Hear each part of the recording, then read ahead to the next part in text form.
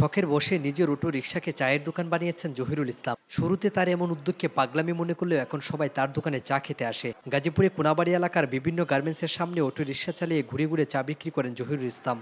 1,60,000 টাকা খরচ করে এমন চায়ের দোকান তৈরি করেন তিনি। দোকানের ভেতর চালকের আসনে বসে চা বানাচ্ছেন জহিরুল ইসলাম। পাশেই রাখা হয়েছে চায়ের কেটলি।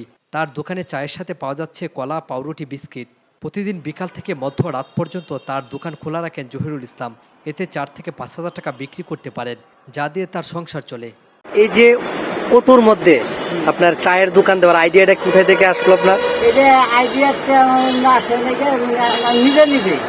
আমি অনেক সময় অনেক জায়গায় গেছি, যাওয়ার পর যে অনেক সময় একটা বাসেতে নামলে ইয়েতে নামলে দূরত্বে নামলে রাত্রের বেলা কোনো একটা ভালো একটা দোকান পাওয়া যায় না। এই কাঠটা অপরিষ্কার এই ঘরে তারপরে চিন্তা ভাবনা করলাম যে আমি যদি একটা রাস্তা দিতে পারি তাহলে যাতে পরিষ্কার ভাবে না মানুষের খাইতে পারে।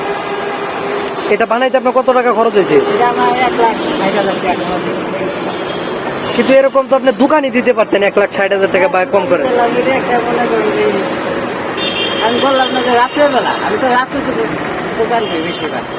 রাত্রের বেলা দোকান করি রাস্তাঘাটে, যাতে মনে করি যে মানুষ একটা অপরিষ্কার পায়। একটা কাপ দেওয়া যদি একটা ফ্লাশে চা বসে একবার দিয়ে দেয় না, একটা কাপ ধুয়ে এক রূপা নিয়ে না ওই দিয়ে দেয়, দিয়ে আবার ওইটা দিয়েছে।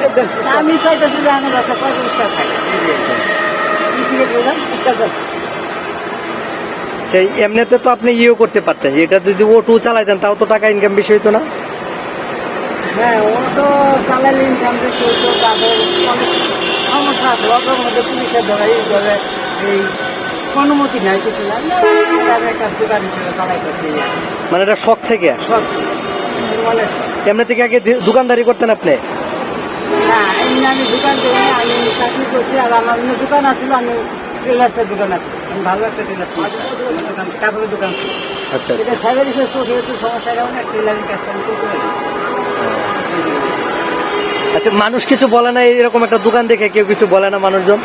না, মানুষের ভালো খায়, সবাই একটু টাকা আর কি, সবাই টাকা অনেক সময় করে একটু দেখে একটু চা খায়, চা করে অনেক ভালো খারাপ থাকে। মানে এভাবে তৈরি করার ফলে কাস্টমাররা একটু আগ্রহ থাকে মনে হয় আর কি, যে কাস্টমার। আপনার নাম কি?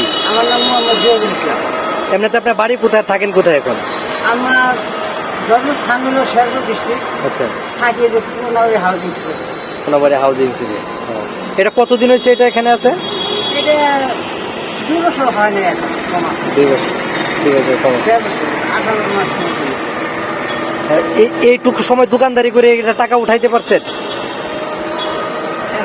এখন দোকানটা টাকা উঠছে, মানে আমার একটা ইয়ে আছে না। কত বেচা কেনা হয় দৈনিক এখন? আমার দৈনিক 4,000। 4-5 হাজার। কয়টা পর্যন্ত দোকানদারি করেন? আমি বিকালে 4টা করে আসি, 4টে থেকে মনে করেন রাত্রে 3টা-4টে। রাত 3টা-4টা পর্যন্ত দোকানদারি করেন? সকালে কেন করেন না? না, সকালে তার সময় পাই না। অন্য কোনো কাজ কাম করেন? না, অন্য কোনো কাজ কাম এগুলো মনে করেন যায় পরিষ্কার করার লাগে, দুধ আনা লাগে। দুধটা তো আমরা গায়ে দুধ, তুমি তো চিনতে পারি না। দুধটা গিয়ে আনা লাগে, দুধ জাল দেওয়া লাগে। দুধও কোনো অনেকক্ষণ, ঘন্টা 2 ঘন্টা জাল দেওয়া লাগে।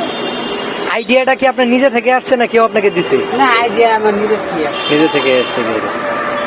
তো মোটামুটি এমনি তো কোনো সমস্যা না, রাস্তাঘাটে চলাচল এমনিতে এমনিতে কোনো সমস্যা হয় না? এমনি রাখেন যে গাড়ি টাড়ি রাখতে দেয়, সমস্যা হয় না? না, সমস্যা নেই। আর সমস্যা হলে একটু সমস্যা হলে আমি একটু সামনে গেলাম না, আমার সেফটিতে নামিয়ে গেলাম, এমনি আমার কোনো সমস্যা হয় না।